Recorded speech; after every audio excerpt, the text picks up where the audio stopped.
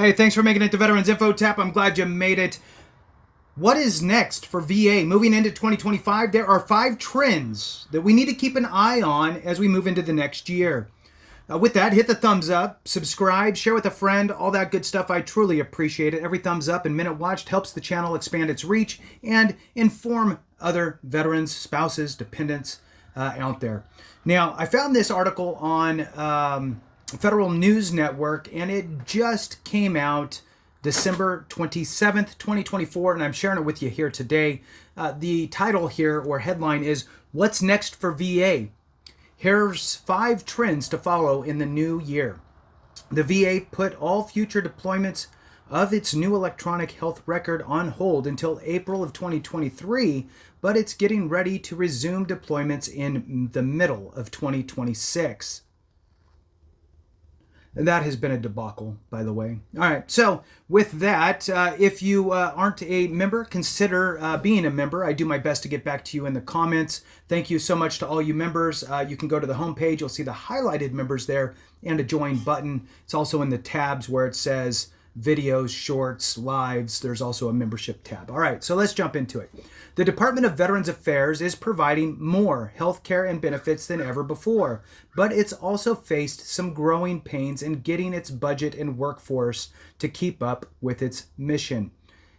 Isn't that the truth? Growing pains is, I don't know. I mean, I think that's being a little bit nice, but let's move on and see what they say. The VA faced its share of challenges in 2024, I'll say, and is likely to pick up new priorities under the incoming Trump administration. Here's a recap of the top stories facing the VA this year. Now let's move into this and see what they say. So, number 1, more appointments, more benefits for veterans. The VA provided a record 127.5 million healthcare appointments to veterans in fiscal 2024, a 6% increase over the previous year. It's also delivered $187 billion in benefits to 6.7 million veterans and survivors in fiscal year 2024. It processed more than 2.5 million disability benefits claims, a 27% increase over last year's record. There's a quotation here. It's not just more care, it's better world-class care. And it's better health outcomes and veterans for veterans than in previous years and in the private sector. VA Secretary Dennis McDonough said at the National Press Club in October. It's not just more benefits, it's faster, more accessible benefits we're delivering by meeting vets where they are, rather than expecting them to come to us. Workforce keeping up with growing workload is the next section here. The Veterans Health Administration grew its workforce to historic levels in recent years.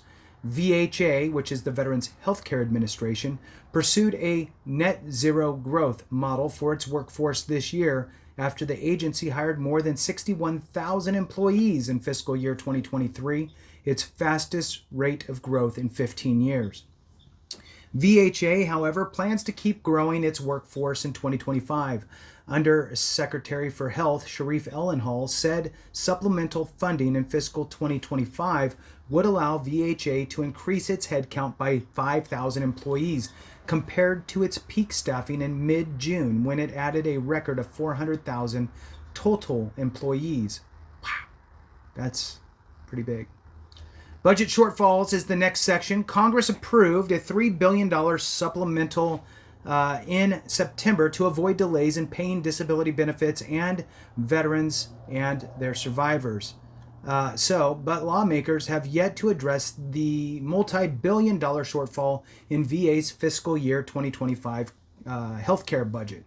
So if you remember, there was a combined $15 billion shortfall. $3 billion was for veterans benefits, $12 billion for immediate, $3 billion for veterans benefits, $12 billion for the next fiscal year, which we are in now. And turns out that the $3 billion ask wasn't really required because there was a $5 billion surplus, meaning that if you subtract the $3 billion that they received, they'd still have a $2 billion surplus. So I could imagine Congress is a bit wary. All right. Moving on. The VA told lawmakers this summer that VHA, the Veterans Healthcare Administration, would need an additional $12 billion before the end of the fiscal year. But officials recently cut that estimate by nearly half. And they told lawmakers that shortfall in its healthcare budget wasn't as severe as earlier estimates showed. So they said 12. Recently they redacted that and recalculated and stated that their shortfall will be about $6 billion. All right. Undersecretary for Health Sharif Ellenhall said in a recent interview that the PACT Act, which expands eligibility for VA healthcare and benefits to veterans exposed to toxic substances during their military service, has significantly increased demand in our system. All right, moving on. EHR reboot. So that's the electronic health record, which has been an absolute debacle over the years. Let's see what they have to say. The VA put all future deployments of its new electronic health record on hold in April of 2023, but it's getting ready to resume deployments in the middle of 2026. The department is planning to resume its rollout of a new electronic health record in mid-2026 after spending a year and a half to address problems at sites already using it.